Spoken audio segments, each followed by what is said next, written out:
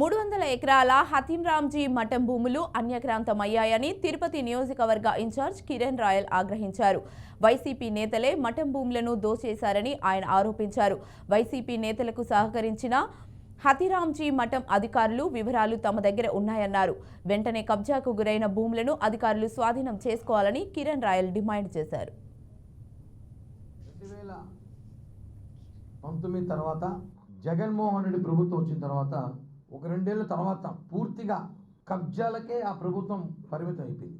మనం చూసిటాం, నిన్న మొన్న అడవి కబ్జా చేశారు. అదొకటే కాదు, మఠాలు కూడా కబ్జా చేశారు. తిరుమల తిరుపతిలో వైసీపీ చోటా లీడర్, గల్లీ లీడర్ నుంచి ఢిల్లీ లీడర్ అంటే ఎంపీల నుంచి గల్లీ లీడర్ వరకు వైసీపీలో హతీరామ్జీ బాబా మఠాలు భూములను 300 ఎకరాలకు పైగా దోచుకున్నారు. ఇది వాస్తవం. వెంకటేశ్వర స్వామి భక్తితో హతీరామ్జీ బాబాకి అప్పట్లో భక్తులు చెల్లించిన 1100 ఎకరాలు తిరుమల తిరుపతిలో ఇస్తే దాంట్లో గత ప్రభుత్వంలో 300 ఎకరాలు ఏకంగా ఈ జిల్లా నాయకులు, ఎమ్మెల్యేలు, మంత్రులు, చోటా గల్లీ లీడర్లు, కార్పొరేటర్లు అందరూ కూడా ఎవరి స్థాయిలో వాడు కబ్జాలు చేసుకున్నారు.